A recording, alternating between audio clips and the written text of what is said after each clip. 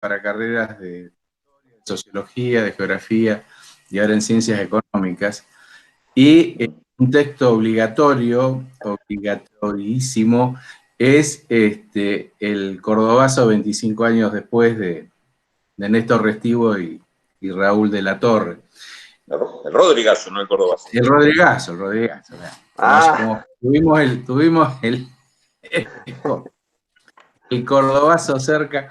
Quedó ahí. Mi segunda participación como panelista, así que me van a tener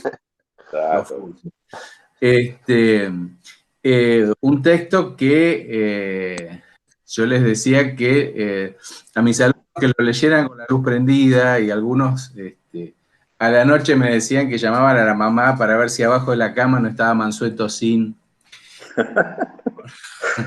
Es un texto bastante crudo de ese momento, y como que entre el Rodrigazo y el golpe del 76 se plantaron muchas cosas que estamos por cumplir 50 años del Rodrigazo dentro de poco, y como que siguen siendo duras, árboles que plantaron, por ahí tuvieron alguna helada, pero siguen creciendo. Uno nota que los temas siguen siendo muy parecidos. Digamos, ¿qué cosas te parece que cuáles son las claves que podemos ir viendo a partir de ese momento?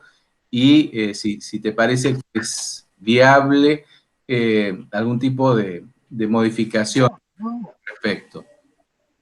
Qué interesante para arrancar con eso. La verdad que es un punto que a mí me atrae mucho, porque más allá del libro, cuando lo escribimos con Néstor, lo escribimos en un momento que nos pareció que era un capítulo muy interesante de la historia económica, de lo que significaba como bisagra, pero después con el tiempo, inclusive con lo que pude ir avanzando en algunas otras lecturas, investigaciones, todavía me parece que es más importante de lo que yo veía en ese momento, ¿no? Que el libro, en un sentido, nos quedamos cortos con respecto a la importancia que tuvo el Rodrigazo. Porque ahí lo que planteamos, y un poco el tema de Ricardo Sin viene a cuento, porque Ricardo Sin es el nexo entre lo que fue el plan de lo que se llamó el Rodrigazo, que en realidad lo escribió Ricardo Sin en ese momento, lo que fue el plan económico, y lo que después fue la dictadura, ¿no? Digamos, Sin claramente fue el eslabón entre ese final del gobierno de Isabel y la llegada de la dictadura y el plan de Martínez. Tanto es así que un poco la anécdota que contamos en el libro, un poco la metáfora del capítulo es que Celestino Rodrigo, a quien se le atribuye haber sido el autor de ese plan, termina el 24 de marzo de 76 preso en un barco junto con otros dirigentes políticos del peronismo, y Ricardo Sin, que en realidad era el segundo de Celestino Rodrigo, pero fue el autor del plan, termina como jefe de asesores de Martínez de Oz al mismo tiempo, en ese marzo o abril del 76. Y a mí me pasó algo muy curioso, que yo estaba detrás porque ya nos lo había contado, creo que fue Carlos Leiva o alguno de los que habían sido funcionarios del Ministerio de Economía de aquel momento, nos contaron la historia de Ricardo Sin y cómo Sin iba frecuentemente al Ministerio de Economía y en realidad le estaba, eso se dieron cuenta después, le había hecho un juego de sacarle información para conocer cómo funcionaba internamente el Ministerio de Economía, sin confesarle que lo que estaba preparando era un desembarco en el Ministerio de Economía. Esto fue entre los años 74, 75. Entonces yo ya estaba detrás de la pista de Ricardo Sin y el rol que había jugado ahí como autor del plan. Y en esa investigación me encuentro con un libro muy viejo en una de las librerías de libros viejos de Buenos Aires, justamente escrito por Ricardo Sin, y con un prólogo que era de agosto del 76, es decir, en el primer año de la dictadura, donde Ricardo Sin prácticamente cuenta lo que yo estaba tratando de investigar. Él ahí lo cuenta completo, que es explicar cómo había sido el plan del Rodrigazo y por qué habían explicado el plan del Rodrigazo. Y la explicación simple que da él, que me parece importante, interesante para arrancar la charla, es que la pregunta que se hace a sí mismo, él en ese prólogo, es ¿por qué formé parte del peor gobierno de la historia argentina? Así lo define.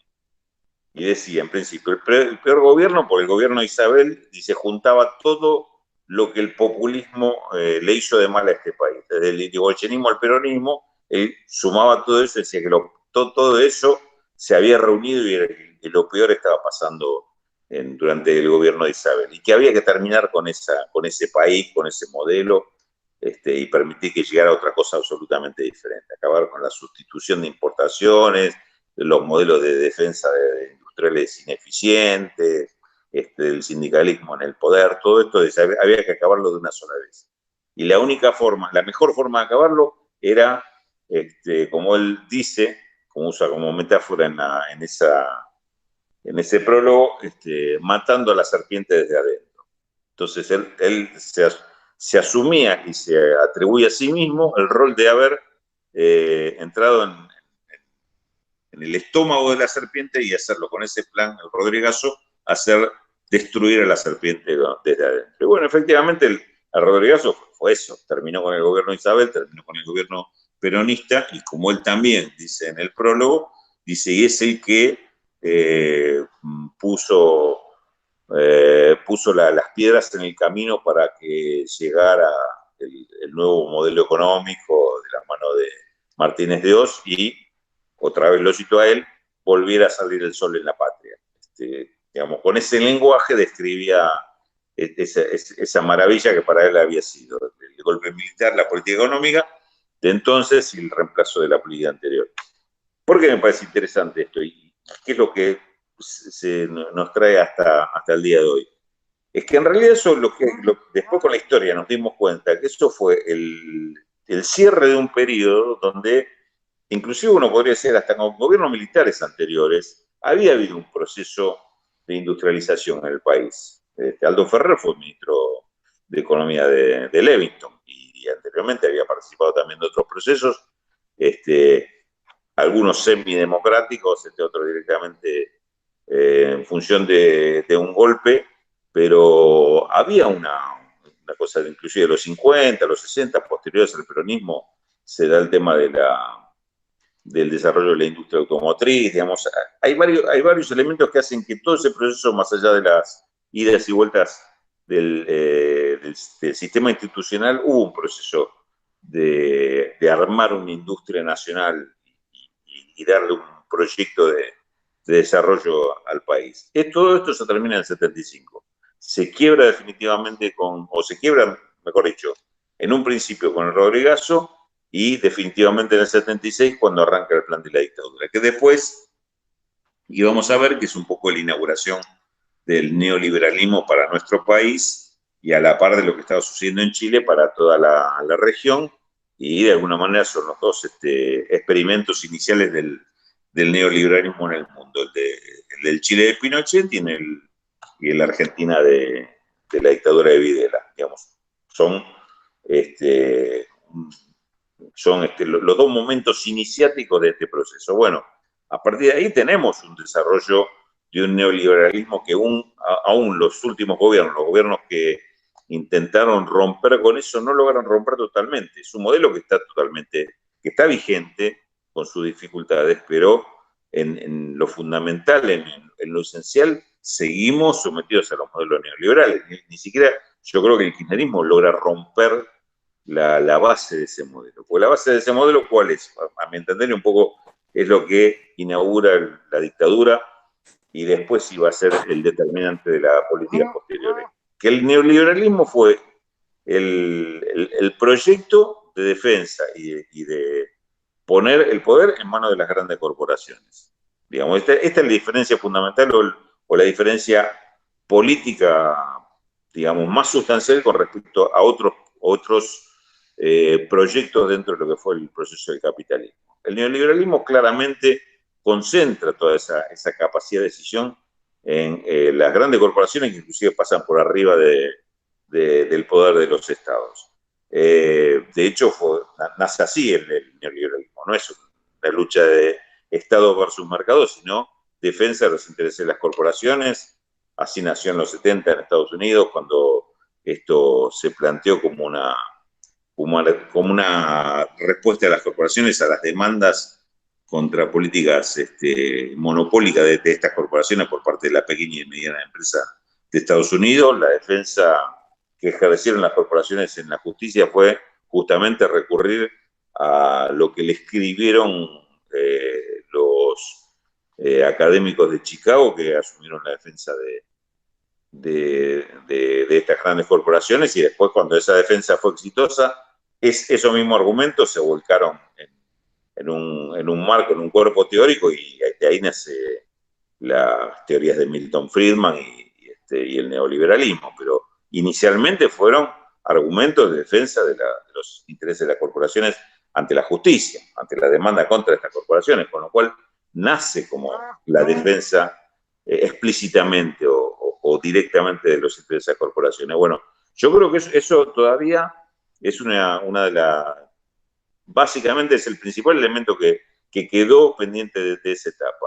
El poder de las corporaciones, la lucha de cualquier gobierno democrático que tuviera una política de desarrollo o de distribución, como fue el kirchnerismo, tener enfrente a las corporaciones como principal frente de batalla. Recordemos que los grandes conflictos que tuvo el kirchnerismo tuvieron que ver con lucha con las corporaciones, no con luchas políticas contra otros sectores, oposición o alguna otra expresión de pensamiento, sino fundamentalmente con la corporación financiera, con la fuga de divisas, o la disputa en general con todos los sectores más especulativos con la finanza, cuando fue la renacionalización de las APJP, el tema del petróleo, el tema de los medios de comunicación y el tema fundamentalmente de los agronegocios, las exportaciones y la pelea contra los sectores agropecuarios. Que ahí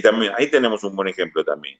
Una pelea contra los sectores más concentrados del agronegocio, que son los sectores agroexportadores, con una medida que tenía que ver con las retenciones a las exportaciones de soja, y en el escenario, en la pelea, aparece gobierno contra el campo. Es decir, no aparecen ni siquiera los grandes actores, los grandes, digamos, los grandes sponsors de esa pelea eran en realidad las corporaciones, las grandes cerealeras, pero no aparecieron en la escena. Todos nos podemos acordar, bueno, ustedes con más razón que son de Entre Ríos, pero la cara de De Angeli la tenemos todos, la tenemos clarísimo, y hasta nos acordamos del tono de voz y todo de De Angeli saliendo en la cámara.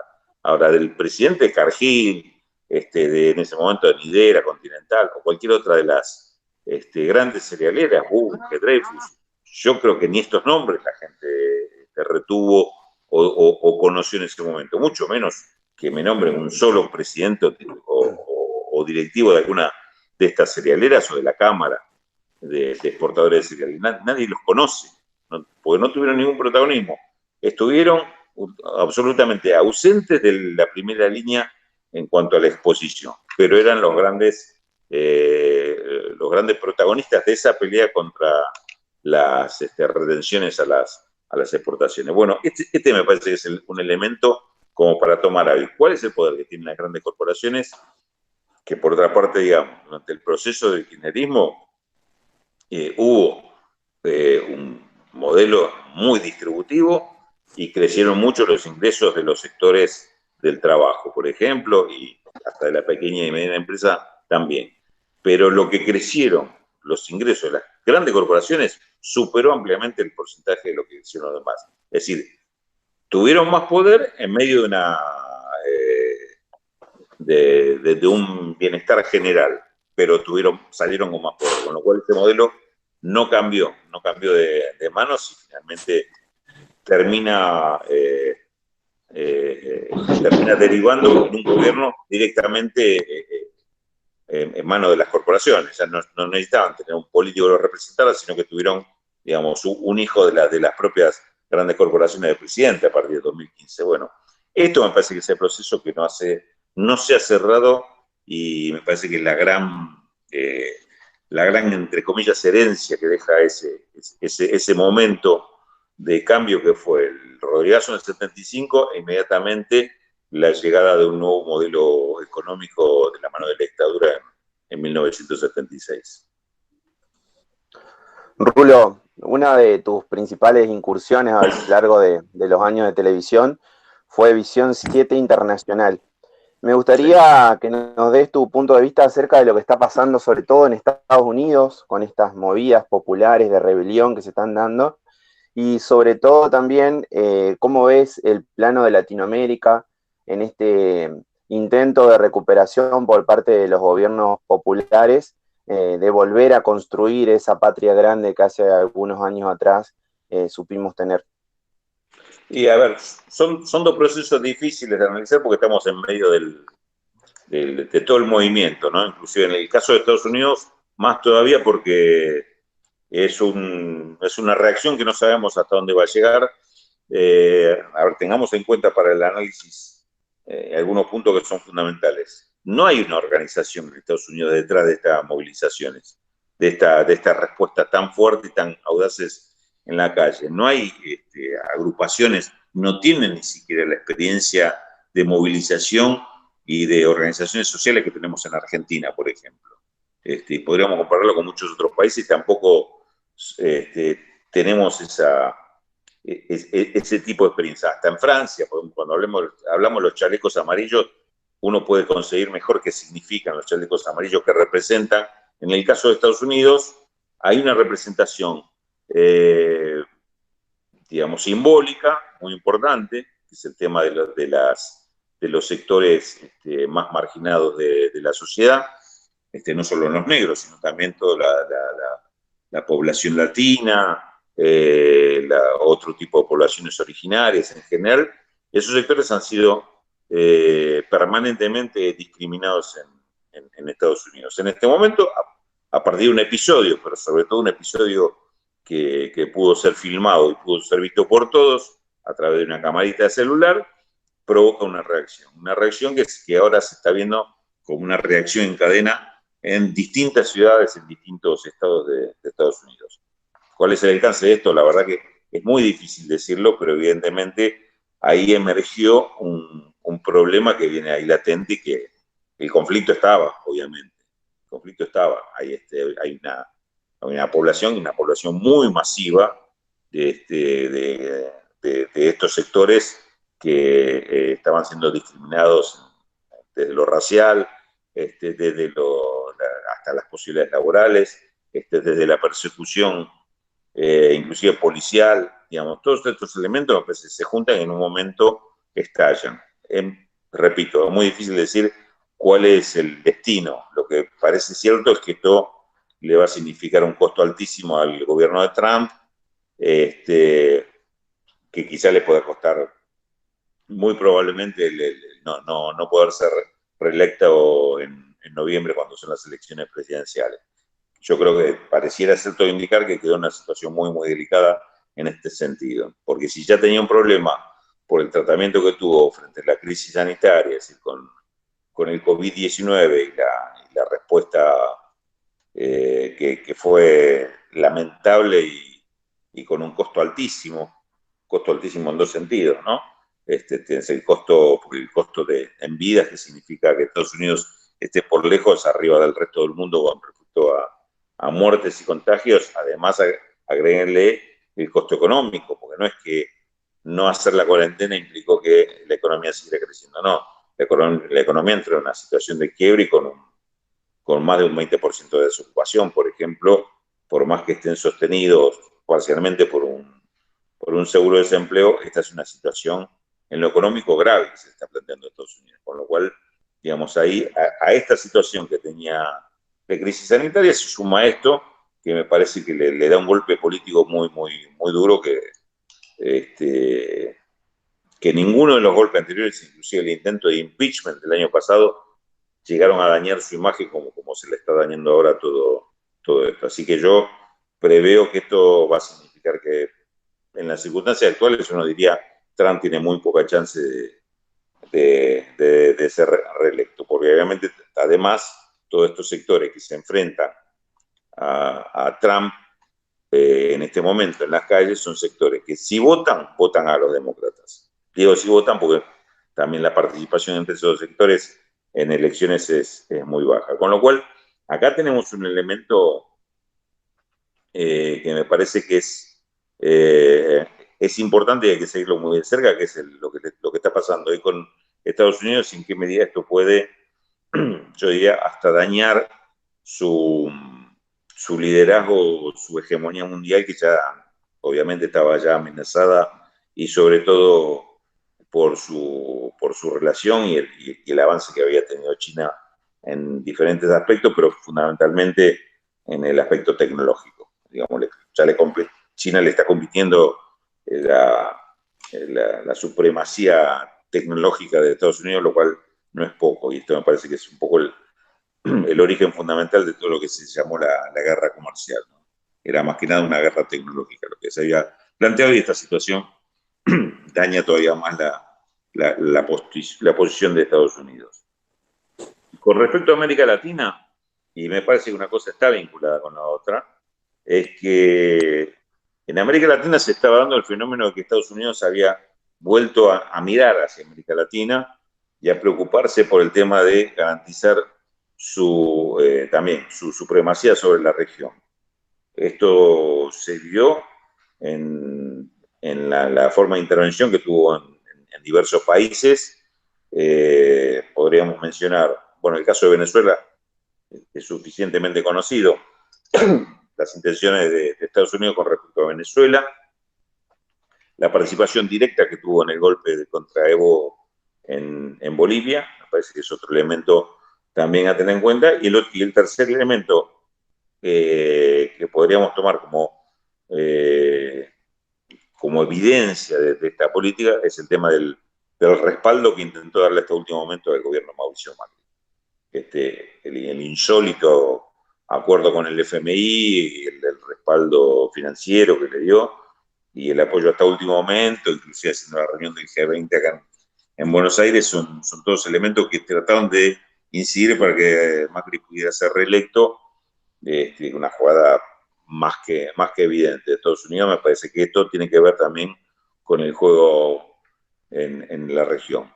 El tema de Brasil es un poco más complejo, pero está claro que también trató de incidir a posteriori en el gobierno de Bolsonaro, porque no lo impulsó para que fuera presidente. Sus candidatos medio que se cayeron, y después cuando sube a Bolsonaro sí logra imponerle dentro de ese gobierno algunos personajes más cercanos a Estados Unidos, y después, bueno, están las políticas más permanentes, como puede ser la de Colombia, con la vuelta del uribismo al gobierno, hoy con muchas dificultades, o el caso de Chile con Piñera. Pero evidentemente en toda la región se está viendo que hubo todo un proceso de estos años, de que la gran novedad fue que Estados Unidos volvía a mirar la región como un lugar estratégico, que hizo en un momento retroceder a los movimientos populares, o por lo menos aquellas políticas que se presentaban como políticas de transformación social, y que ahora pareciera que es un momento donde estas políticas vuelven a buscar dar disputa para recuperar terreno. Pero estamos todavía en esa instancia, todavía no es que tengamos un proceso como los que teníamos en los primeros años de este siglo, digamos, la época 2005-2010, no tenemos la foto esa de Néstor Kirchner, de Evo Morales, de Correa, Chávez, esa foto y no la tenemos. Estamos lejos de esa foto. Lula, no tenemos esa representación en nuestros países, y no se ve que la vayamos a tener en lo inmediato. Pero hay un proceso de movimiento que significa hoy que hay un retroceso de Estados Unidos. Tuvo que ver, otra vez hablo de Estados Unidos, me surge inmediatamente tener que decir algo de China.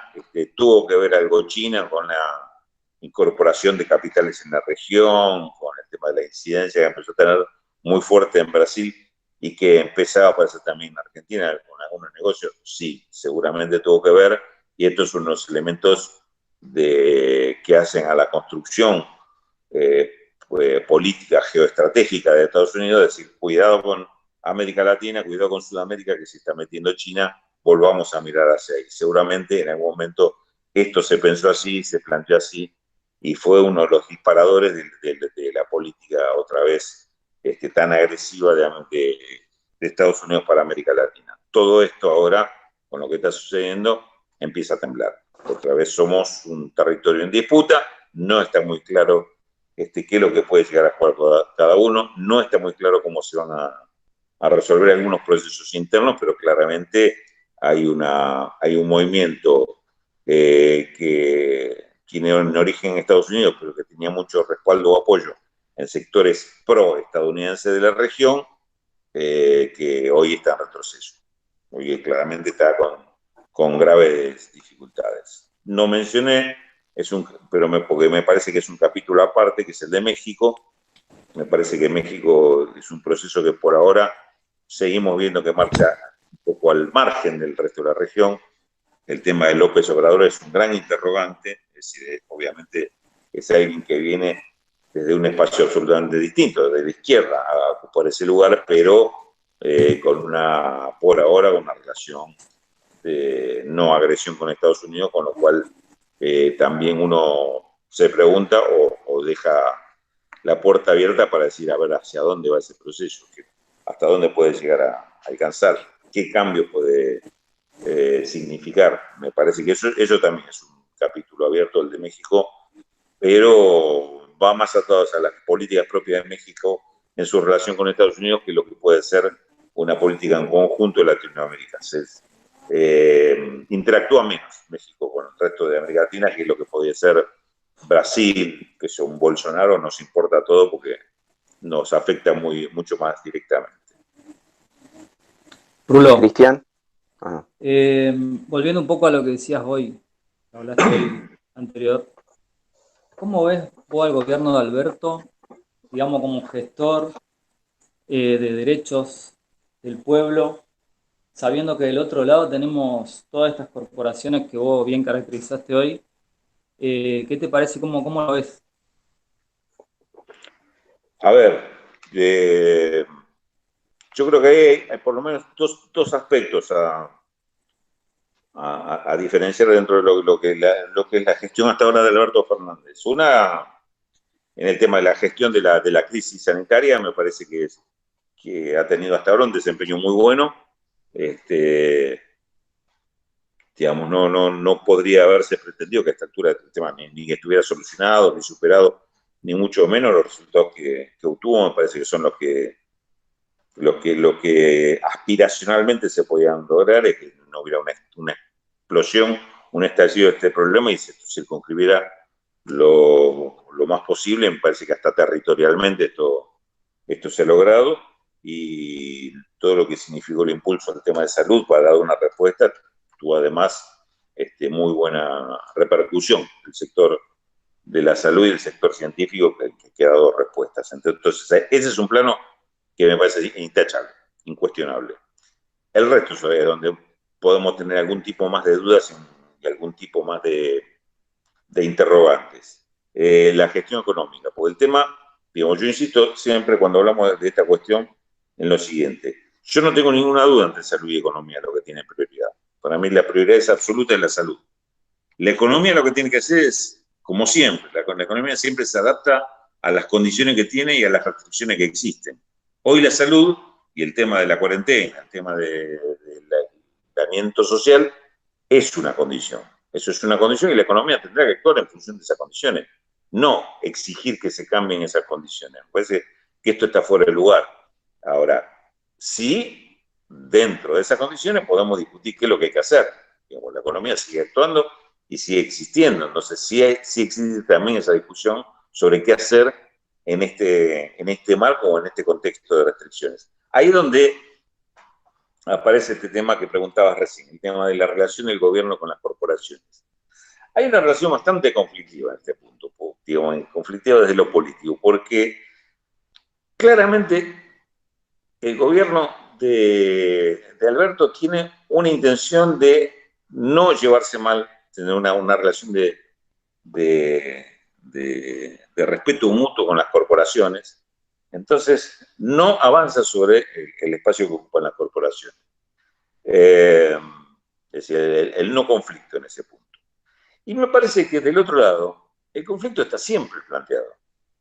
Entonces, lo que está pasando con los bancos, digo, la banca privada prácticamente se ha manejado como si no existiera la demanda, las urgencias y las necesidades que hay en la sociedad, sobre todo en el plano, en materia de unidades económicas medianas y chicas.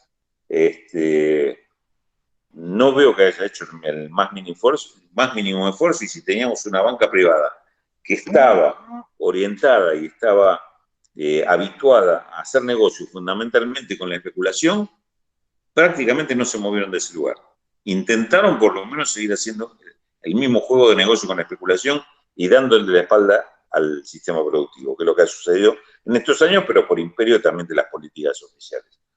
Cuando las políticas intentaron cambiar ahora con políticas de respaldo, de atención al sector privado para pagar sueldos, para atender con el ingreso de emergencia a los sectores más vulnerables y demás, se intentó trabajar esto con la banca privada, y lo que encontró fueron más bloqueos que respaldo. El tema de los créditos a las empresas fue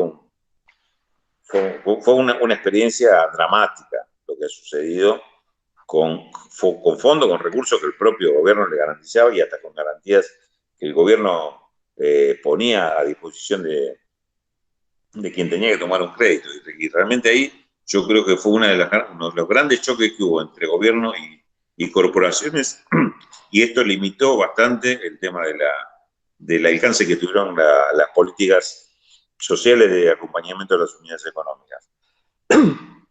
Me parece que ahí hay un conflicto grande. Después, en otros sectores, con el tema precios, evidentemente ahí también el gobierno se encuentra con un problema que prácticamente exhorta a las empresas privadas, sobre todo las que tienen control fuerte en la formación de precios, a que no aumenten en medio de esta circunstancia, y gran parte de estas empresas formadoras de precios lo que hicieron fueron tomar ventaja de la situación, y si había mucha demanda de alimentos los aumentaron, si había escasez de algún otro producto los aumentaron, y se dieron una serie de condiciones que llevaron a que tuviéramos inflación en medio de una situación donde prácticamente la demanda se cayó, no sé en qué proporción, pero muchísimo con respecto a la situación normal. Con lo cual, ahí también hay un juego entre factores de poder económico privados y gobiernos, donde el gobierno le lanza gestos de amistad, y del otro lado se la devuelven con piedras. Me parece que ahí hay un sector de poder que tiene que ver con todo esto que estamos contando. No aflojan en su situación, no han cedido posiciones en su situación. Me parece que eso en alguna manera describe lo que está pasando. Bueno, con el tema hay otros ejemplos que son puntuales, pero me parece que son descriptivos de lo que se está viviendo, la postura que tuvo Techín con el tema de los despidos, o algunas otras de estas políticas también significan, a mi modo de ver, una especie de pulseada con el gobierno, a decirle: mira, vos sacaste una ley antidespido, pero igual nosotros vamos a trabajar para, si necesitamos sacarnos 1.500 personas, lo vamos a echar, y hasta llegamos a un acuerdo con la UOCRA, con el sindicato del sector, para hacerlo efectivo, y es lo que han hecho. Me parece que ahí también yo creo que hay que tomar nota de ese tema, porque me parece, y en todo caso lo dejo, si quieren lo charlamos después, puede ser otro punto, otra cuestión en la charla, que es el tema cómo va a quedar la economía después de la pandemia. Me parece que acá se están jugando algunos factores donde estas relaciones de poder se definen ahora, no después. No es que se definen una vez que termine la pandemia y dice, bueno, a ver cómo se ordena todo ahora. No, el ordenamiento lo va a dar lo que se haga hoy y cómo queden jugadas algunas relaciones de acá para entonces. Y por ahora pareciera que estos sectores de poder no van a haber deteriorado en nada su situación de poder, y en algún sentido pareciera ser que corremos el riesgo de que suceda exactamente lo contrario. Ahí en este aspecto donde yo lo veo más débil el gobierno, no comprendiendo la importancia que hoy tendría jugar un poquito más fuerte en alguno de estos aspectos donde me parece que se está definiendo mucho, ¿no? Y ahí no lo veo tan firme como uno quisiera el gobierno jugando un poquito más duro. José. Bien, sí. Mirá, cuando contabas el tema de 125, me acordaba de un libro de los 80 de Dan Morgan que se llamaba Traficantes de Granos, donde el tipo decía específicamente eso, ¿no? Son las corporaciones de alimentos, Bunge-Bor, Cargill, Dreyfus, Continental, son más poderosas que las petroleras en muchos casos y Claro. no se le hace ni una sentada, digamos, ¿no? Y esto desciende colonizar los partidos políticos, que creo que fue una política que con la vuelta de la democracia, digamos, lejos de ser un episodio a lo de Sin, se transformó en un sistema, digamos, ¿no? De las corporaciones meterse adentro de los partidos políticos mayoritarios. Y hoy vos, en motor económico, lo que me llevó la vista fue el caso de Vicentín, ¿no? Y que aparezcan casos como Toma, Manzano, digamos, vinculados a estas corporaciones. Dos preguntas te voy a hacer. ¿Cómo ves el tema? Pues, obviamente, en esto que vos decís, ¿cómo va a quedar la economía después? Es un caso no menor, digamos, ¿no? Recuperar un exportador de granos, digamos, por lo menos para los pequeños y medianos productores. Eso por un lado. Y, digamos, aprovechándote como analista internacional, a mí una cosa que me sorprende es que Venezuela, totalmente atacada y aparentemente prendida de un hilo siempre, se mantiene. Y Evo Morales, que parecía, digamos, el más fortalecido dentro de estos gobiernos progresistas latinoamericanos, se cayó con un soplo, ¿no? No sé si tenés alguna reflexión respecto a eso. Sí, seguro. Seguro. A ver, lo primero, sí, evidentemente el tema del comercio exterior de granos y derivados me parece que va a pasar, ya es un factor fundamental, pero me parece que lo va a hacer más todavía en la circunstancia que nos espera. ¿Por qué?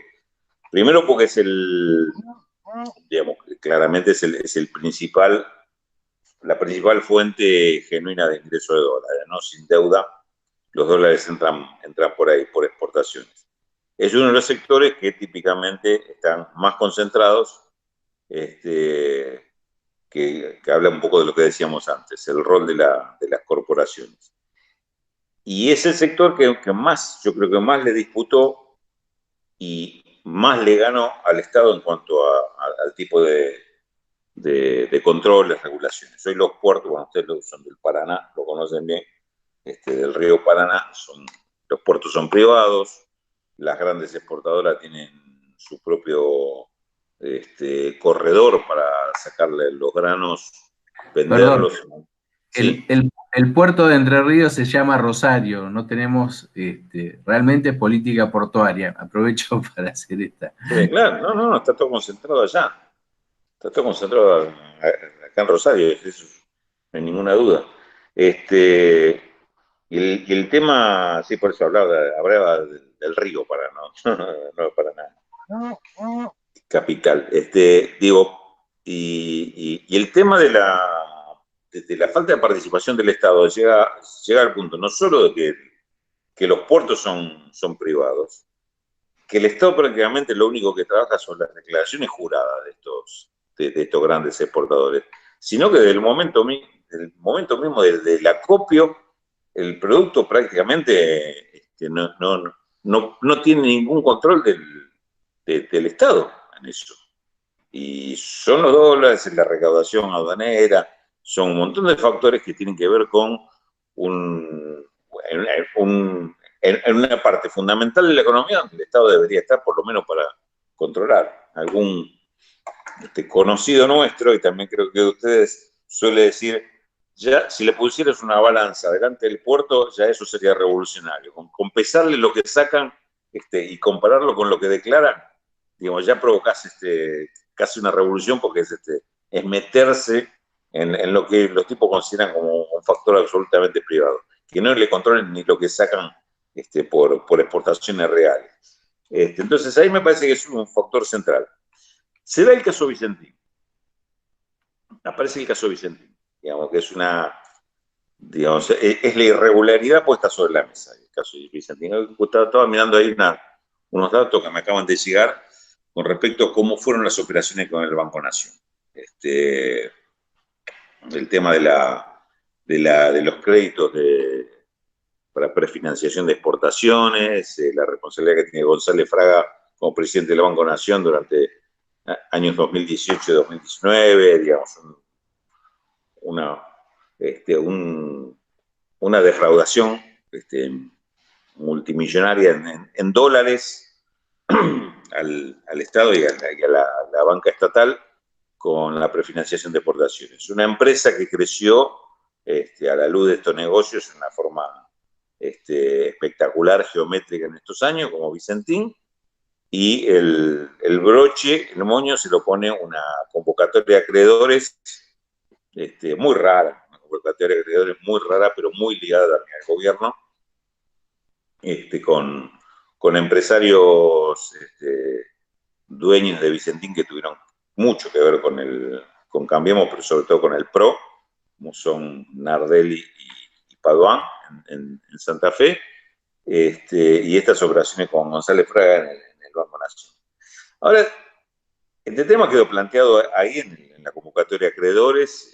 Hay una disputa grande, que es un poco lo que comentaba recién, que había leído, que nosotros publicamos, y en medio de esta disputa también aparece algún planteo de decir, bueno, si el Estado es el principal acreedor dentro de esa convocatoria y el sector es tan fundamental, tan estratégico, ¿por qué no echar mano de eso, de Vicentín, y decir, bueno, tengamos por lo menos una herramienta de alguien que controla, o que tiene por lo menos, está en todas las cadenas, controlando eslabones en cada uno de los sectores, como para por lo menos tener una participación estatal de ese lado, o pública, no digamos estatal, puede ser pública o una empresa mixta pública-privada, pero con participación de medianos productores o cooperativas, sino con los grandes pools de siembra.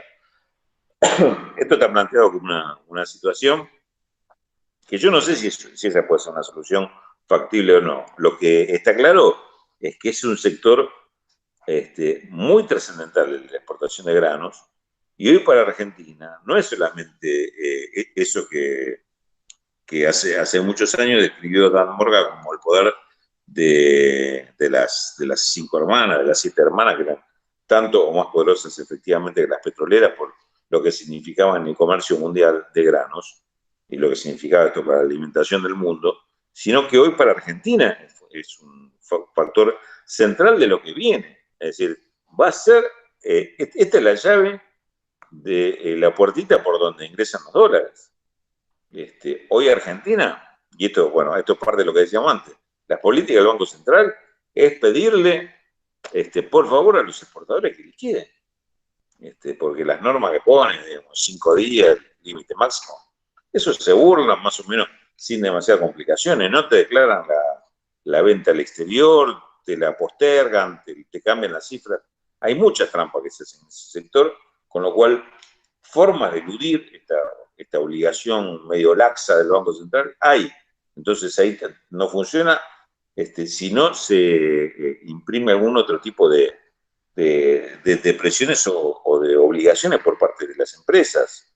Entonces, ahí hay todo un factor, hay todo un sector que es muy seria la situación, muy grave, y las consecuencias pueden ser todavía peores. Con lo cual, me parece que lo de Vicentín abriría una puerta para encontrar algún camino de entrada, si no querés ir directamente por algún tipo de ley que será mucho más fuerte, más difícil políticamente de absorber, que si hablamos de expropiación o crear como algunos proponen, crear una Junta Nacional de Grano. Me parece que estamos en materia fáctica. Años luz, eso me parece que no da para pensar tan en grande, pero sí da para pensar en, bueno, se te dio la oportunidad que aparece Vicentín ahí como una herramienta posible de echarle mano. Con lo cual me parece que este va a ser un sector en discusión. El tema de exportaciones de cereales, tema acopio y puertos, y el tema, obviamente, todo el tema dólares que pasa fundamentalmente por ahí. Este es un aspecto. Control, por ejemplo, control de valores o de precios de transferencias entre lo que exportan y lo que vale el producto en el exterior y cuánto paga el destinatario definitivo de ese producto. Ese es todo un tema para investigar. Yo estoy seguro que gran parte de la fuga de divisas se está dando por ahí y no con la listita que dio el Banco Central de la gente que compró dólares en empresas, personas que compraron dólares en estos años, y con eso... A eso te quería preguntar. Sí, ahora vamos, si quieres a eso, pero me parece que o pregunten, o para eso, para entrar al tema, para no irme de lo que me preguntaban recién. Pero evidentemente en la exportación en general y las exportaciones de cereales en particular, me parece que ahí hay un agujero negro de manejo de divisas que es importante echarle un ojo. Y voy al otro que me preguntaban, así ya eso también lo dejo respondido. Venezuela-Bolivia, sí, llama mucho la atención lo de Bolivia, como sucedió, y así como llama la atención el tema de Venezuela, que haya logrado resistir los embates. Me parece que en Venezuela, vamos a ponerme con el de Venezuela. Lo que pasó en Venezuela es que, digamos, si hay un aspecto en el cual el chavismo se preparó bien y fuerte, es para defenderse ante un ataque externo. Digo, la verdad tiene, por lo que uno sabe, tiene armado una capacidad de resistencia de una parte importante, no todos obviamente, pero no una parte importante de la población, para resistir hasta inclusive en forma armada cualquier tipo de ataque, muy, muy trabajado. Y además, claramente hay un núcleo grande de la población que tiene muy en claro lo que quieren defender. No sé, el porcentaje será un 20, un 30% de la población, pero con eso te alcanza para tener una resistencia y por lo menos a quien te va a invadir hacerlo pensar dos veces si te vas a meter ahí. Y yo creo que esto fue un elemento central que les posibilitó la resistencia. Segundo elemento para esa resistencia, me parece que Estados Unidos eligió muy mal quiénes iban a ser sus socios internos para hacer una invasión o por lo menos para derrocar al gobierno. La oposición que tuvo el Partido Socialista Unificado, el PSUV, en Venezuela, fue siempre muy débil, estuvo siempre muy dividida. El gobierno también trabajó bien en ese sentido para mantenerla dividida y ahondar las divisiones. Y finalmente la elección que hace el gobierno de Trump por Juan Guaidó se deben estar agarrando la cabeza varios dentro del Departamento de Estado diciendo a quién se le ocurrió traer a este muchacho para hacer semejante movida en Venezuela. Son realmente Guaidó y toda su gente, dicho por gente inclusive que no tiene tanta afinidad política con nosotros, pero que conoce el paño y que han estado por allá, dicen, son de una incapacidad sorprendente, digamos, la que tiene esta dirigencia opositora venezolana. No han logrado, digamos, diseñar buenos planes, buenas políticas de intervención dentro de la propia Venezuela porque realmente hay mucha incapacidad de estos dirigentes. Y hay un tercer factor que, de acuerdo a lo que tengo entendido, fue fundamental, porque primero, digo, hay una resistencia interna que te puede, hasta cierto momento te puede hacer más duro un ataque o un golpe contra un gobierno. hay una oposición muy poco capacitada que te ayuda porque debilita uno de los factores de ataque. Ahora, el tercer factor que pareciera haber jugado un rol muy importante, sobre todo en el último año, es el paraguas que le tendió Rusia al gobierno de Maduro, ¿no? Ahí me parece que en lo militar, inclusive con algunos de los, ¿cómo se llaman? Los ataques tecnológicos que sufrió Venezuela, como el gran apagón hace un año y pico,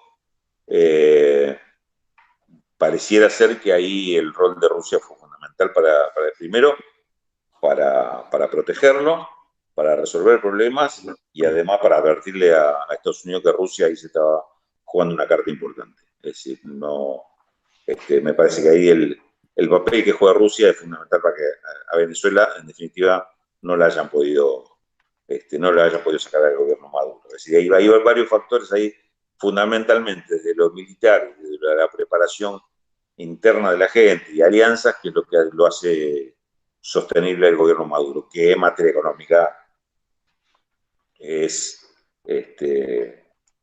malo lo que ha pasado en Venezuela. Hay una debilidad tremenda y más allá del bloqueo han tenido una gestión con muchísimas dificultades en lo económico. Sería entrar en otro tema de eso, pero claramente tiene una gestión muy mala que quedó reducida prácticamente al petróleo y también le fue mal con el petróleo, con PDVSA, con lo cual también en esto, si no es por el sostenimiento y la ayuda económica del exterior, hoy Venezuela no se podría sostener o estaría en una crisis todavía peor que la que le está provocando el bloqueo. Esta es la situación en Venezuela. Bolivia es una situación donde se da una situación absolutamente diferente y con resultados diferentes. En esto, la debilidad estuvo dada fundamentalmente, por lo que tengo entendido, porque el gobierno de Evo Morales se confió demasiado, no midió que iba a haber un intento de golpe como el que hubo, y en definitiva terminó siendo un golpe blanco, un golpe sin, digamos, hubo hecho de violencia y hubo víctimas sin duda, pero un golpe sin las características de un golpe militar y asesinando dirigentes, sino que fue un golpe, fue un desplazamiento del gobierno de Evo Morales, inclusive lograron cierto asentimiento, por lo menos del propio Congreso, para que esto se hiciera de esta forma, en medio de un proceso electoral que tuvo varias fallas desde parte del gobierno de Evo Morales, fallas de manejo, de control y sobre todo de medición de los riesgos. Me parece que esto es lo que termina desplazando al gobierno de Evo Morales de una forma casi insólita y de alguna forma inesperada, pero bueno, ahí sí con una fuerte participación de Estados Unidos, un fuerte respaldo de Estados Unidos, que inclusive ahí uno diría que superó inclusive la falencia que presentaba la dirigencia opositora boliviana, que tampoco era una dirigencia muy lúcida, ni la que asumió el gobierno, ni la que inició el primer avance, que fue el de la gente de Potosí, Camacho y otro dirigente, ahora se me escapó el nombre, pero digamos, ahí donde se estaba dando el tema del desarrollo del litio y la industrialización del litio, claro, fue el punto que eligieron como de ruptura.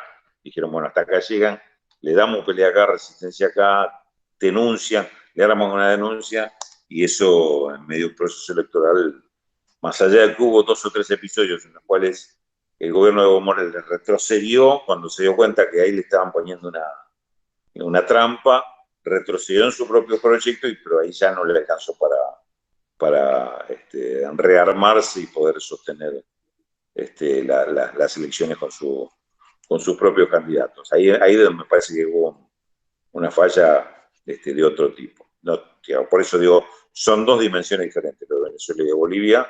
De Venezuela tiene otras dimensiones a nivel geopolítico mundial.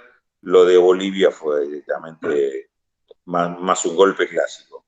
la Embajada de Estados Unidos respaldando un sector y desplazando un gobierno que más allá de los años que tuvo de desarrollo, en un momento mostró una debilidad política, un error táctico que le costó el gobierno. Vamos a ver cómo sigue ahora la situación. Rulo, son varias preguntas en una, por las dudas. Recién hablabas de la lista que dio el Banco Central de los fugadores, ¿no? Se fugaron 86 mil millones de dólares en el gobierno de Macri, y casi el 90% de lo que se endeudó este gobierno. ¿Qué te parece cómo se viene trabajando el tema de la comunicación? Porque da toda la sensación que estos personajes que han hecho tanto mal al país permanecen en un lugar escondidos, digamos, ante la opinión pública, omitidos, no se conoce su paradero en función de poner en discusión quiénes se llevan la riqueza, y generalmente hay una gran imposición por parte de la hegemonía mediática de decir que el gran problema del país son los pobres, son los planeros, son aquellos que reciben programas sociales para poder alcanzar una comida básica. Da toda la sensación que en ese sentido, en cuanto a la comunicación, no hemos logrado plantar ninguna semilla que permita revertir eso. Y que la imagen positiva que tiene hoy el presidente, cuando termine la cuarentena, que el país va a terminar seguramente en condiciones paupérrimas, acá va a haber un gran ganador que va a ser Mauricio Macri, porque la mayor parte de la gente, o gran parte de la Argentina, de alguna manera influenciados por este poder mediático, van a culpar justamente a todos los males a la cuarentena, a la gestión de Alberto, a no haber activado ciertos canales productivos y demás. ¿Cómo ves esa cuestión? Ayer, por ejemplo, volvió a la televisión un gran operador del establishment, del poder económico, que es Jorge Lanata, que durante los 4 años del macrismo estuvo prácticamente ausente, haciendo informes que tenían más que ver con entretenimiento que con informes de investigación. Por ahí viene un poco la mano. Bueno, era varios temas en uno, si tenías razón. A ver, en principio, con el tema de comunicación del gobierno, soy bastante crítico. Justamente por esto que estás planteando vos, yo coincido en el análisis que estás haciendo, los elementos que estás dando, te marca que hay bastante debilidad en cuanto a comunicación y elección de temas que son fundamentales, que el gobierno debería estar jugando un poquito más fuerte para comunicarlos, para marcar responsabilidades. Y también coincido con vos en que esto a la larga, o no tan larga, va a tener costos muy fuertes, costos muy pesados para el propio gobierno el no haber atendido estas cuestiones a tiempo. Sí, el tema de la fuga es un tema que a mí me parece hace rato que es uno de los temas centrales de la economía argentina, y ya en los últimos tiempos ya me convencí de que es el tema central de la economía argentina. Es el tema fundamental, es el origen de todo el resto de los problemas, el tema de la fuga, porque Argentina se le escapa por fuga todo lo que debería ser fondos para la inversión, fondos para el desarrollo, fondos para atender las cuestiones sociales más urgentes y las menos urgentes. Es el generador, la fuga es el generador del endeudamiento, es el generador de las crisis de dólares, y que esto se termine derivando en una mega devaluación que en definitiva va a ser una realimentación de la inflación. Así que vos fíjate que nombro un poco todos los problemas de la economía argentina: el no crecimiento, el no desarrollo, la inflación, el tema de la pobreza y demás, y a mí me parece que da todo muy relacionado con el tema de la fuga, absolutamente relacionado con el tema de la fuga. Y el tema es que no se atiende el tema de la fuga. Como se resuelve el tema de la fuga, no se está atendiendo, hasta ahora no se había atendido, ni siquiera era mencionado, cuando ahí tenías el gran problema. Mientras tanto ibas viendo cómo resolvías el tema de la inflación, si era con precio cuidado o con qué medida metías por este lado, si la pobreza le tirabas unos mangomazos directamente, no dabas estadísticas, digamos, todo fueron formas de emparchar problemas que venían ocurriendo, y a uno de los ejes centrales que tenía este problema, que es la fuga, no se la atendía. Me parece que ahí es donde yo pongo el ojo del problema. Este tema de la pobreza, este tema de la fuga tiene también un vínculo directo con el tema de qué es lo que pasa en Argentina, no con la pobreza, qué pasa con la riqueza, qué pasa con las grandes fortunas y cómo se manejan estos sectores, que repito, tiene que ver un poco con lo que decía al principio, y el origen del neoliberalismo, cuando hablamos del libro del Rodrigazo. Es decir, estas grandes corporaciones, esta concentración que se dio con la economía en estos años y se sigue dando, también va de la mano de cuál es la conducta o cómo es el comportamiento de esas grandes concentraciones y esos grandes capitales en Argentina. Son los fugadores. Hay una práctica, y la verdad que no le fue mal con esta práctica, de fugar las divisas del país y en el momento que lo consideren necesario volver a traerlas para quizás hacer algún negocio especulativo financiero, volver a sacarlas por una mayor cantidad de la que volvió, y así hacen parte de su negocio, se alimenta de esa especulación. Se calcula que hay a esta altura más o menos entre 400 y 500 mil millones de dólares de propiedad de argentinos en el exterior. Esto ya a estas alturas deben ser más o menos 2 años de PBI, con el PBI que nos va a quedar este año después de todo esto. Parte de esa plata que está puesta en el exterior es la que a veces vuelve como préstamos, así que pagamos intereses supuestamente a préstamos externos, que en realidad son préstamos de propio dinero de argentinos puestos en el exterior. Es decir, muchas veces la propia empresa se endeuda consigo mismo, disfrazada con otro nombre para pagar intereses y estar fugando otra vez divisas, pero disimuladas como pago de intereses,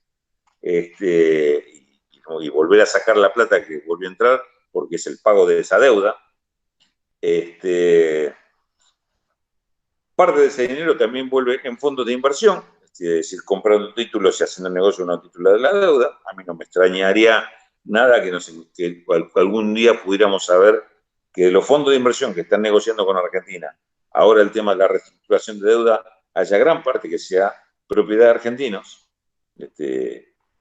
Y si pudiéramos ver para atrás cuántos de esos fondos estaban en propiedad argentina hace 6 meses, seguramente sería todavía más, porque son quizás argentinos que ya vendían, ya se sacaron de encima esos títulos cuando vieron que esto no se iba a pagar y que no le iban a sacar más ventajas al valor de esos títulos. Y en general, así como en paraísos fiscales, inversiones en el exterior y demás, está repartido todo este tema de la fuga de argentinos. ¿Dónde se va esa fuga y qué es lo que no se controla? Alguna vez esto también lo publiqué, hablando con uno de los pocos, que por lo menos en mi caso el único que conozco arrepentido que se dedicaba a esto y contó cómo funcionaba esto, es Hernán Arbizu, que fue vicepresidente del JP Morgan para Argentina y para todo el Cono Sur, que él era el que articulaba todo el tema de la fuga de divisas para grandes fortunas en este país, y él me explicaba, hasta hoy tengo relación con él, de cómo funcionaba ese mecanismo y cómo los gobiernos hacían lo distraídos para no controlarlo. Y me dejó 2 elementos que yo siempre lo repito porque me parece que son absolutamente gráficos con respecto a esto. Él me dice: vos sos capaz de hacer la lista de las 300 principales empresas del país, las 300 principales empresas que operan en el país, y las 100 familias más ricas. Y yo le dije, bueno, las 300 empresas con mayor cantidad de operaciones, seguramente esa lista uno la puede hacer. Busca la estadística de facturación, exportación, lo que fuera, más o menos llegás a una lista de 300 empresas principales. Las 100 familias por ahí me cuesta más. Puedo tener algunos nombres tradicionales, algunos que conocemos porque son dueños de grandes empresas. No sé si llevo a las 100. Así, yo sinceramente le dije, Le digo, ¿pero por qué? Me preguntas. Me dice, porque esas 300 empresas y esas 100 familias eran todas clientes mías. Y me dice, eran todos clientes míos. Porque todos ellos fugaban plata. Todos ellos me pedían sacar la plata del país. Y yo tenía como JP Morgan, decía, yo tenía un target de clientes de 20 millones de dólares para arriba. Abajo de 20 millones de dólares para mí eran clientes chicos y se los pasaba a otro banco. Lo tendría el Citibank, el Santander, cualquier otro banco, porque para mí eran clientes chicos. Dice, y alguien que fuga 20 millones de dólares es porque tiene un patrimonio de por lo menos 100 millones de dólares. ¿No? Nadie fuga más de la quinta parte de lo que tiene, porque no es que vende su casa, el yate, el auto, sus campos para fugarlo. Eso lo sigue teniendo. En todo caso, busca tenerlo a nombre de otro, que en una sociedad, pero fugar, dice, eso eran yo 20 millones de dólares para arriba. Y ahí estaban mis 400 y pico de clientes, eran esos 300 empresas, 100 familias, y prácticamente ahí estaba todo el establishment argentino y todas las grandes fortunas argentinas.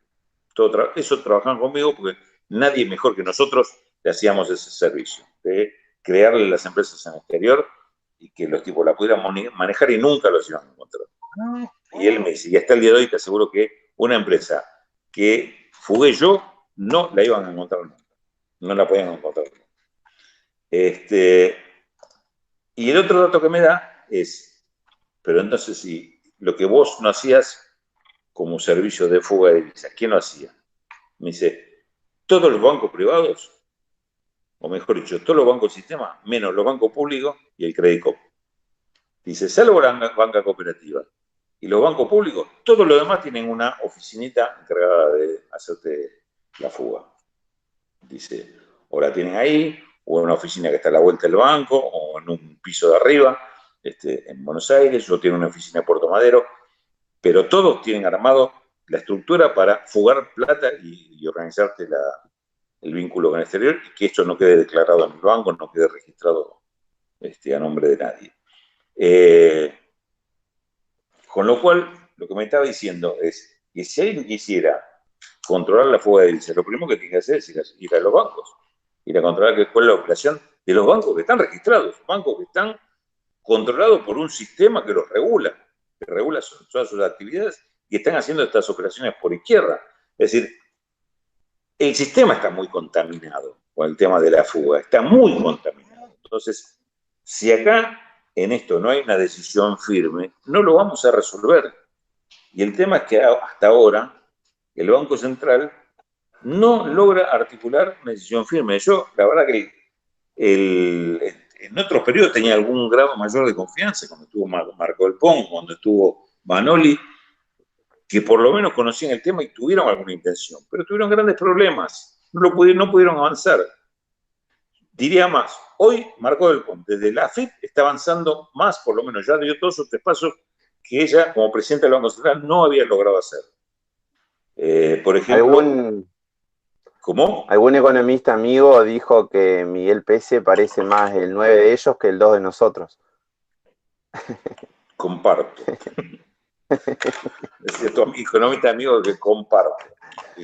Y ya me lo han dicho varios, inclusive dirigentes empresarios muy fuertes me dijeron, bueno, el problema es que en vez de me pusieron otra y es ahí donde se rememora. Tenemos un amigo de los bancos, dice.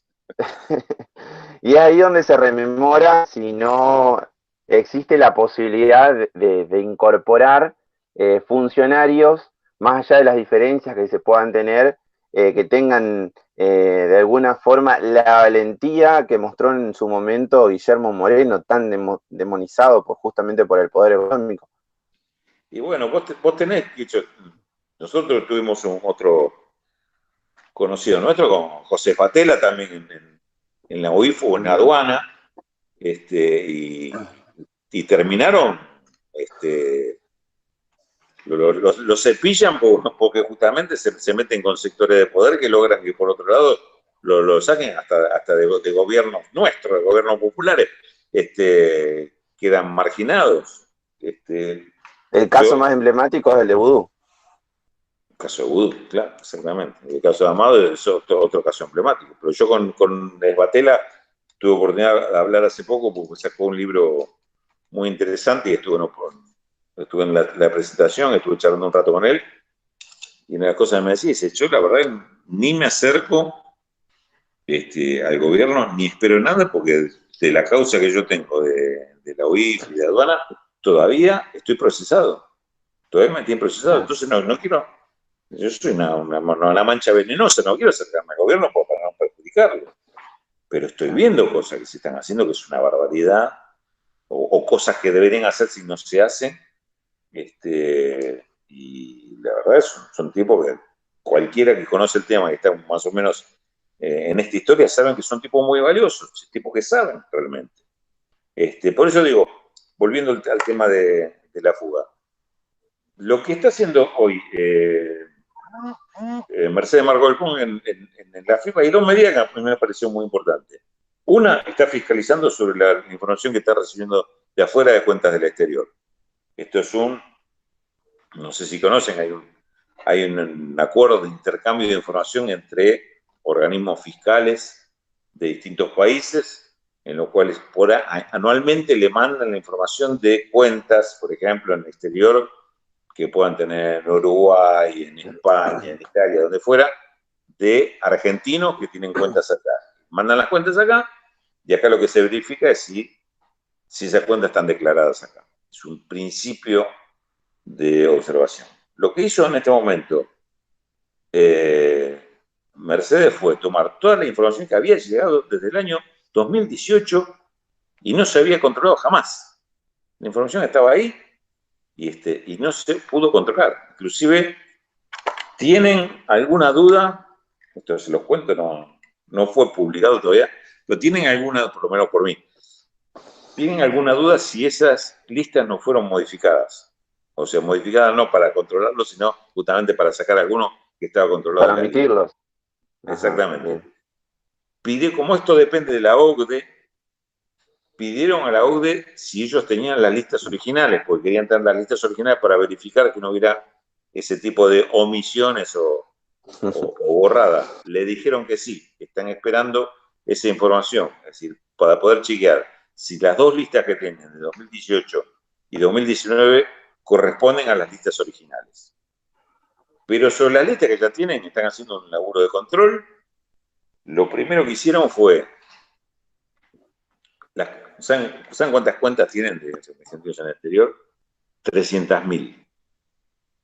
300.000 de argentinos en el exterior. Entonces, claro, el laburo de fiscalización de esa no es sencillo. Todavía lo que hicieron fue hacer una primera selección y lo que tengo entendido, la selección se hizo sobre cuentas de más de $1 millón y se las dividió por países y se tomó nada más que el caso de Uruguay, que aparentemente es el lugar donde más cuentas había. De esas cuentas en Uruguay y solamente las de más de $1 millón se encontraron 960 cuentas que no estaban declaradas, de capitales que no estaban declaradas en Argentina. Es decir, están trabajando sobre esas 960 cuentas porque lo que hay que hacer es comunicar a cada uno de los titulares, qué sé yo, que está esta información para que pase y verifique y que se defienda, digamos, pero que se le descubrió esta cuenta que no estaba declarada antes de actuar. Como esto hay que hacerlo uno por uno, se dijo vamos a hacer un número limitado y después seguimos con el resto. Pero hasta ahora, de Uruguay solamente, y con cuentas de más de $1 millón solamente, al momento de recibir la información, con un saldo de más de $1 millón, ya son 960 cuentas. En total, tenían un saldo entre las 960 de $2.600 millones. Fíjense que es una partecita de todo el material que reciben, y ya quedan en esa primera barridita, $2.600 millones, nada más que acá en Uruguay, no, de plata en el exterior no declarada. Es poco, pero la verdad que es la primera vez que se hace un laburo en serio sobre alguien concreto, que se avanza sobre ese plano. Y la otra medida que a mí me pareció muy importante, vamos a ver con qué resultado, es el tema de que se está trabajando sobre la cuestión de exportaciones e importaciones y precios de transferencia entre empresas vinculadas. ¿Esto qué quiere decir? Que sí, como ocurre en Argentina, o como ocurría por lo menos hasta hace unos años, si Cargill de Argentina, cuando exporta, tiene como principal cliente a Cargill de Uruguay, yo quiero saber a qué precio le está vendiendo, para ver si está vendiendo a un precio real de mercado o está vendiendo a un precio más bajo. Porque si me está vendiendo a un precio más bajo, quiere decir que acá me está declarando retenciones y demás impuestos por un valor mucho más bajo que el real, y me está derivando el negocio a Cargill Uruguay, que seguramente Cargill Uruguay no se consume la soja que le vende Cargill Argentina. Yo para vendérselo después a China, a Indonesia o a cualquiera que sea el destino final de esa soja, a un valor que obviamente va a ser mucho mayor que el que lo sacó de acá. Entonces, esto precio de transferencia se refiere a precios entre empresas vinculadas. La información que le dije que tengo de Vicentín es que también ahí aparece Vicentín, como muchas de sus exportaciones tienen como destino Vicentín, Uruguay. Así que ahí también debe haber algún tipo de operación de este tipo. Con lo cual, lo que estamos viendo es que hay sectores donde son clave para poner la lupa. En algún caso se está poniendo la lupa, pero no desde el Banco Central. Lo estamos viendo de otros sectores, porque la lista que arma el Banco Central es exclusivamente sobre operaciones de personas jurídicas y personas físicas declaradas. Con lo cual ya de movida hay, digamos, difícilmente hay alguna operación demasiado rara, y hay una clave, salvo que descubramos que había algún prestanombre, testaferro, gente como ha ocurrido, gente humilde, y aparecen comprando, según el límite que tuviera cada momento, $10.000 o $1.000, lo que fuera, que obviamente lo está haciendo a nombre de otro. Pero fuera de eso, esa lista no nos van a informar sobre la verdad de la fuga. Por más que sepamos los nombres. Sí, puede ser un buen elemento para investigar y además por ahí para cruzar con la FIP, a ver qué pasa con ese dinero, si está declarado en el país, si son dólares que se compraron para poner bajo el colchón o depositaron en otro lado, o son dólares que se fugaron del país. Puede ser. O si se pagaron al exterior, se pagaron por alguna operación que es legítima o no.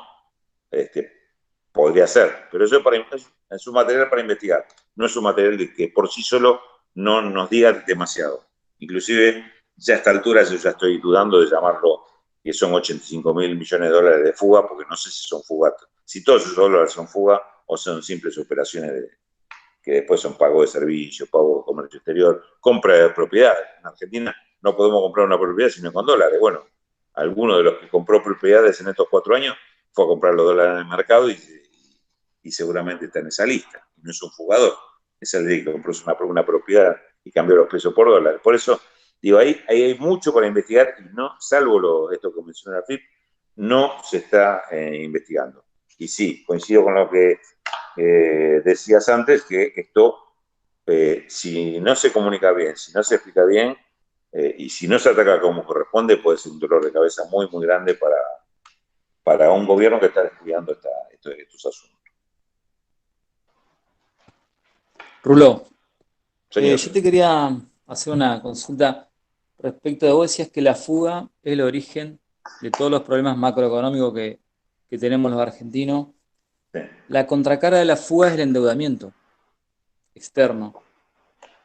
¿Qué hacemos con la deuda externa que tenemos que afrontar hoy? Que el pueblo va a tener que hipotecar prácticamente su futuro si le queremos pagar, porque el peso es tremendo. ¿Qué se puede hacer, digamos, en ese contexto desde el gobierno? Sí, a ver,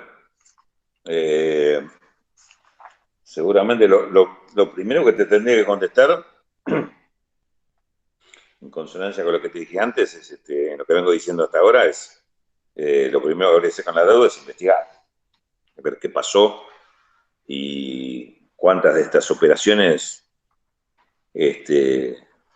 son legítimas o no. Y cuidado con este tema porque acá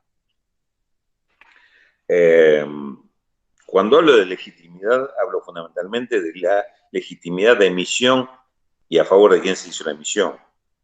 Porque la verdad no podemos cuestionar la legitimidad del acreedor, digamos, pues esos son bonos que son bonos nominales, no, mejor dicho, no son nominales, son bonos que el propietario es el tenedor, ya circuló a saber por cuántas manos, y el último que se quedó con el bono lo viene a cobrar, no podés acusarlo de nada a ese de que sea responsable. Cualquiera que deposita un bono puede tener un bono en dólares, en pesos, lo que fuera, y eso no por eso lo hace culpable de una operación que por ahí en su origen fue una operación ilícita o irregular. En principio eso. Porque en estos 4 años en realidad hubo una emisión de deuda que fue equivalente no solo a la fuga, porque vos tuviste por un lado fuga de dólares, pero también tuviste una política que te hizo que importaras más de lo que exportabas, es decir, que tenías un déficit de balanza comercial. Tuviste una política que te alimentó también el tema de la salida al exterior, compras en el exterior, turismo y demás, que también dio un resultado negativo permanentemente, por lo menos hasta 2018, en cuanto a los gastos de residentes argentinos en el exterior con respecto a lo que te dejan residentes del exterior cuando vienen a Argentina, es decir, el turismo de salida y el turismo de entrada. Eso tuvimos de promedio 10.000 millones por año de saldo negativo. Y además tenés el otro rubro que puede ser operaciones justificadas y no calificadas como fuga, como puede ser el pago de dividendos al exterior, pago de utilidades de multinacionales, pago de intereses de la deuda, que también empezó a ser una cifra importante a partir del endeudamiento de los primeros años. Entonces vos tenés 3 fuentes de salida de divisas: el comercio exterior, la de turismo y este tipo de transferencias que se suman al tema de la fuga. Es decir, son 4 ventanillas, y en las 4 ventanillas tenías siempre más salida que entrada. Todo esto en conjunto te daba promedio en todos estos años 50.000 millones por año, que es exactamente lo que fue la deuda. Es decir, la deuda sostuvo esto. Y acá hay un problema de lo que se llama balanza de pago, que tiene que ver con malas políticas en el comercio exterior, en el tema del turismo, el tema del endeudamiento y pago de regalías y utilidades al exterior, y además con una ventana abierta de la fuga. Si tenías 10.000 en cada una de las otras 3, tenías 20.000 de fuga. Es decir, ahí te hacía más o menos números redondos los 50.000 millones de pérdida de dólares que tenías todos los años. ¿Cómo lo resolviste?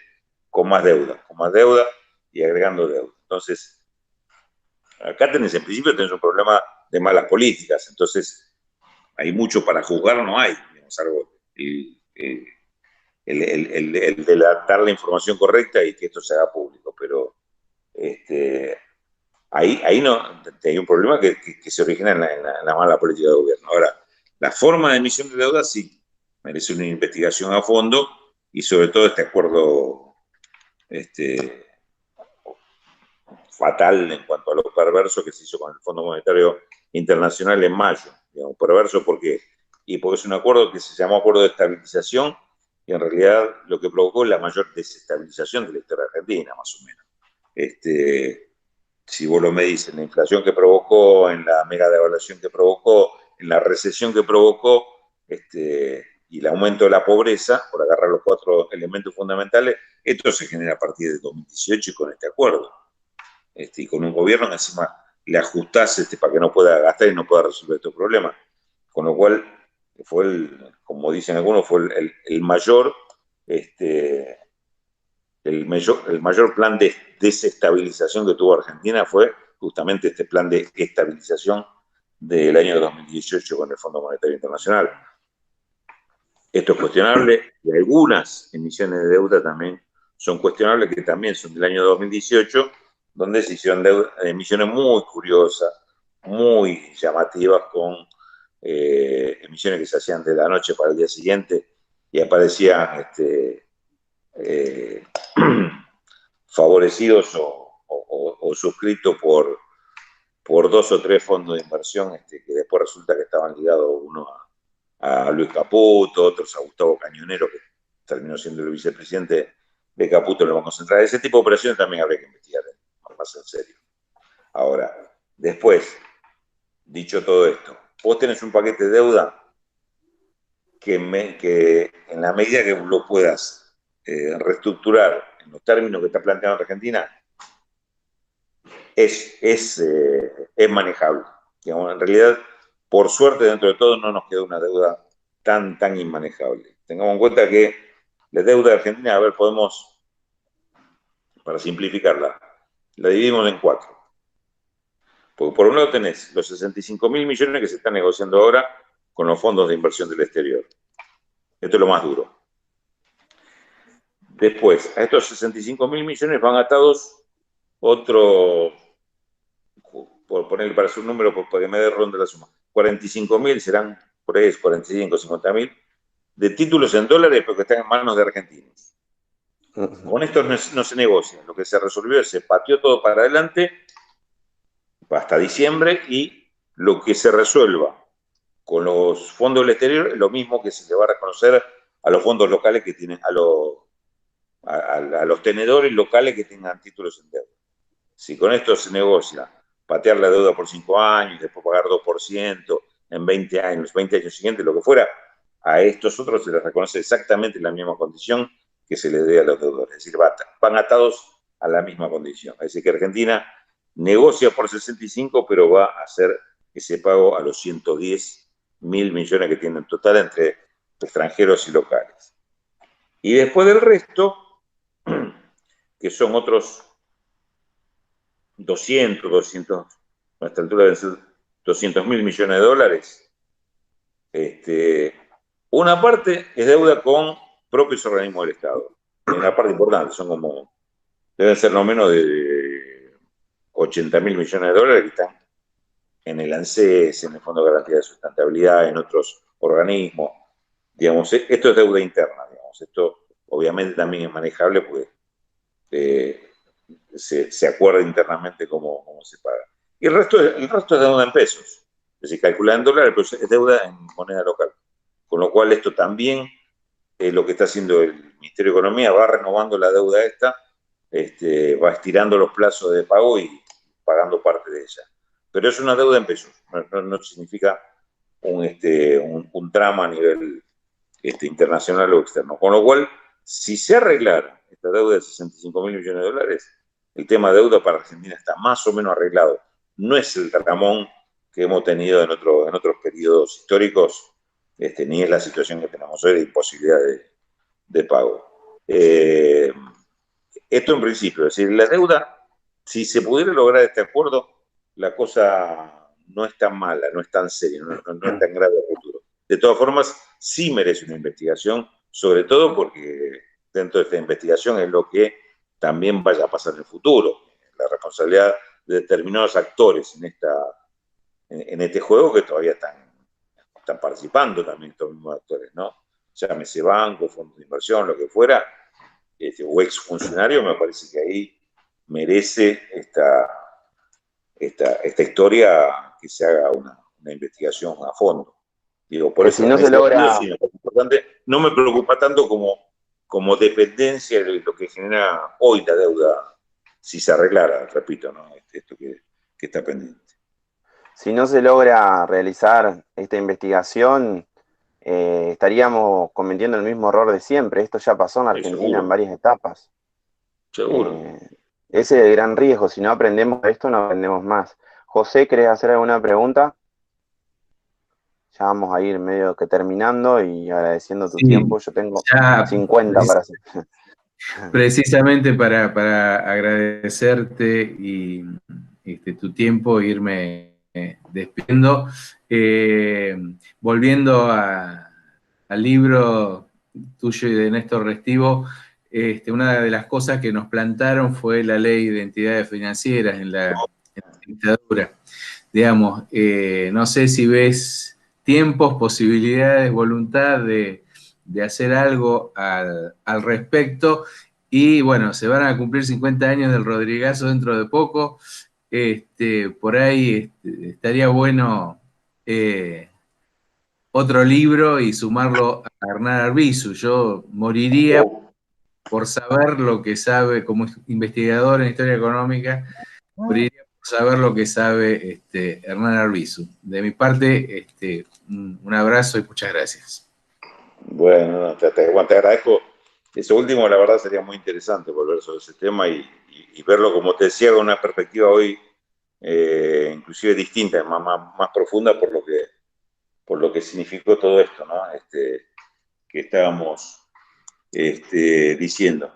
Me preguntaste algo, se me fue la pregunta porque me quedé en el elogio final. La ley de entidades financieras. Exacto, la ley. Sí, pues yo estoy convencido que el tema de la ley de entidad financiera va a ser un tema en discusión fuerte y central en los próximos meses.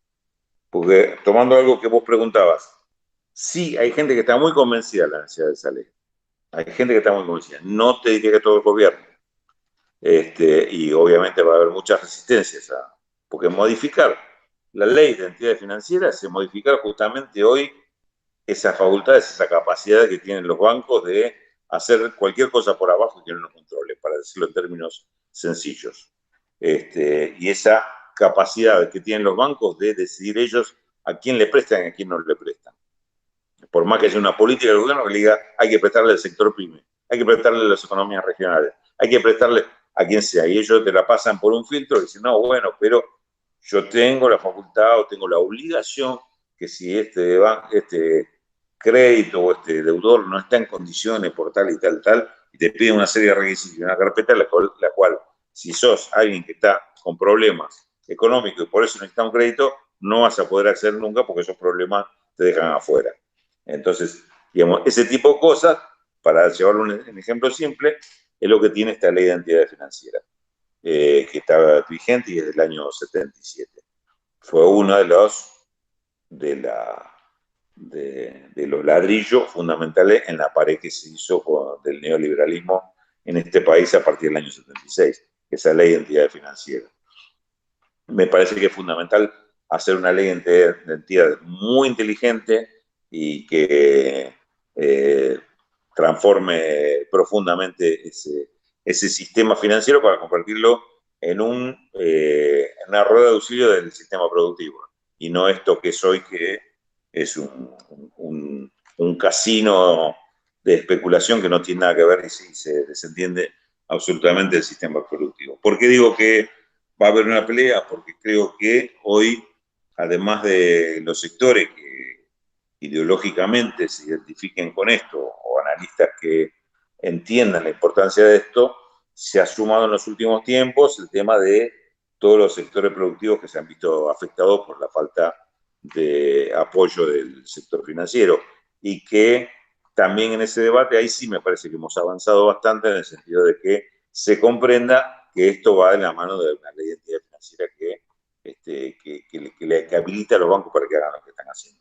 Pero con un cambio de ley tendríamos otros instrumentos diferentes. Por esto me parece que se está generando una masa crítica importante con los sectores productivos para pelear por una ley de entidades financieras diferente. Con lo cual sí creo que ahí tenemos, digamos, un terreno con posibilidad de avanzar, de crecer y articulando distintos sectores de la producción, que me parece que es fundamental, ¿no? Y agrego, un poco para completar, digamos, esa misma articulación con sectores de la producción, sectores académicos también, y intelectuales en general, me parece que es, y del trabajo claramente, me parece que también es fundamental para que todos estos aspectos que venimos discutiendo logren en algún momento modificarse o transformarse. Yo siempre rescato que,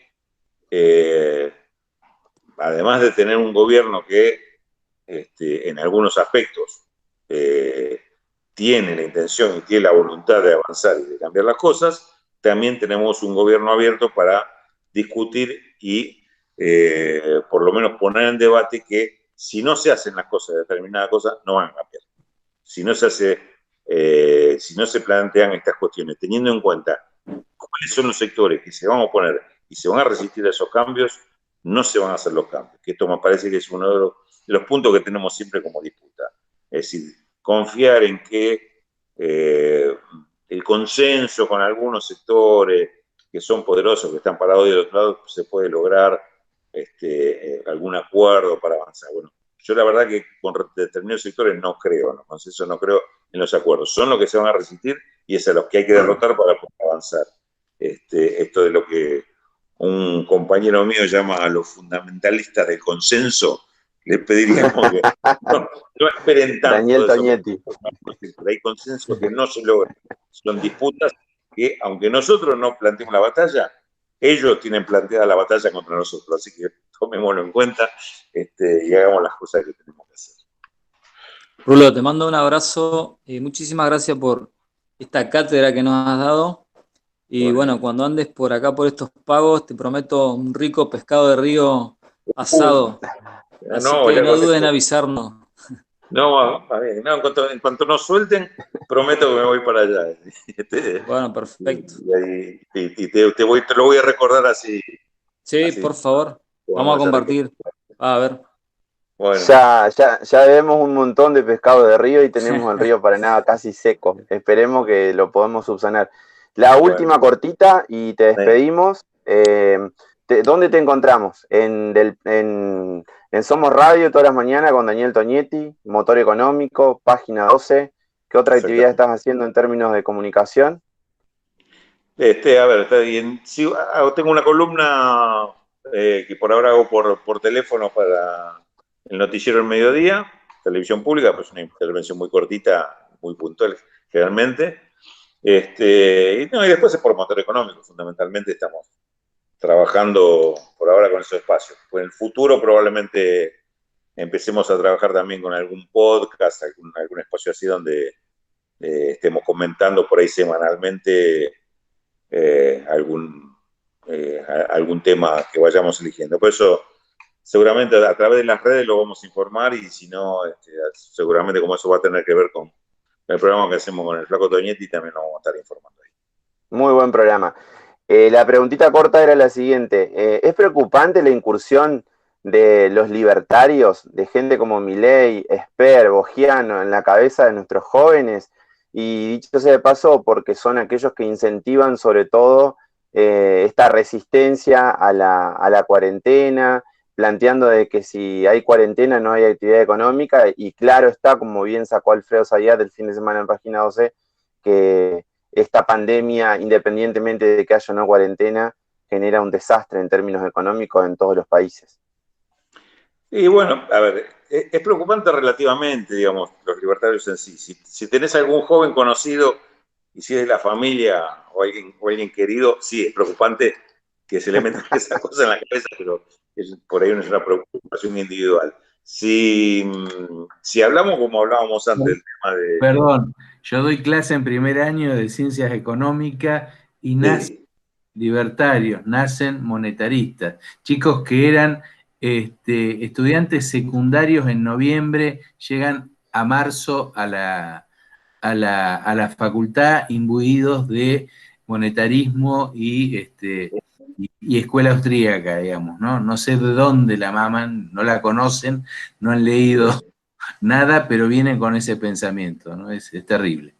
Bueno, ya está, me metiste la preocupación, no tenía tanto, me la llevo yo la preocupación, pero... Hay que trabajar sobre eso. Hay que trabajarla, pero bueno, ahí está el tema que discutíamos al principio también, el tema de los medios, ¿no? Y encontrar también que tengamos nosotros nuestras propias herramientas de comunicación, de debate, esto que acabas de decir, del tema de los chicos, qué elementos le estamos dando como para que puedan ver otra cosa, cómo llegamos a esos pibes. Me parece que en algunos aspectos hemos avanzado. Mira que yo siempre recuerdo, digamos, obviamente por lo que voy a contar, se darán cuenta que es una experiencia personal muy fuerte, que es que en algún momento me convocó Néstor Kirchner para hablar sobre el tema de cómo trabajábamos para que hubiera jóvenes economistas que salieran a dar la pelea.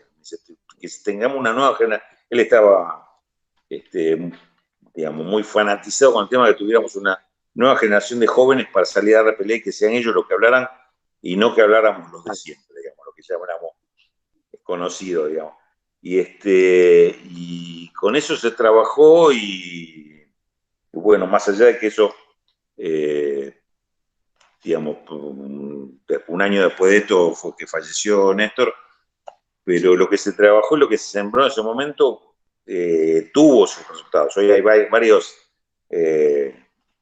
¿Algunos nombres? organizaciones, centros de estudio, de jóvenes que están difundiendo este tipo de ideas, están dando peleas, a ver, Hernancito Lecher,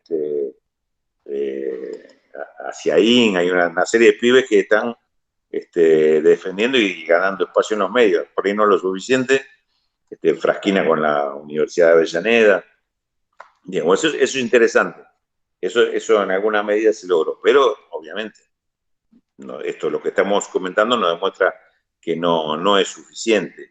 Y por otro lado, lo que sí veo con un riesgo, no sé si es en manos de todos los libertarios, pero con algo por ese lado podría ser, porque lo que estamos viendo también, esto es otra experiencia que tiene que ver con el análisis o el seguimiento de la economía internacional. Si este tipo de crisis, como el que se da ahora con la pandemia y la crisis sanitaria, no se resuelve bien, no se resuelve fortaleciendo el Estado y las organizaciones que atiendan lo social, cuidado que se puede ir por otro lado. Me quedo pendiente de responder algo, ahora me doy cuenta, cuando me hablaron de Macri. Me hablaron de que el que va a salir fortalecido de todo esto es Macri. Yo no sé si puede salir fortalecido Macri. Lo que sí también tendría en cuenta que puede salir fortalecido alguna de estas expresiones de ultraderecha o de derecha dura con respecto a postura de decir, ves que no sirve para nada el Estado, ves que al final siempre terminamos repartiendo y alimentando a los vagos, entonces hay que terminar con todo esto, acabar definitivamente con una política dura. Vox en España, los de la Liga del Norte en Italia, otra vez los nazis con partido propio en Alemania, la derecha de Le Pen en Francia, nos están demostrando que estos sectores emergen en el medio de las crisis. ¿No? La crisis de la centro-derecha no es que siempre se va para la izquierda, ni la crisis de la centro-izquierda queda en una disputa ahí entre socialdemócratas o qué sé yo. Digamos, aparecen este tipo de expresiones de ultraderecha que me parece que hay que estar atento a este tipo de cosas. Me parece.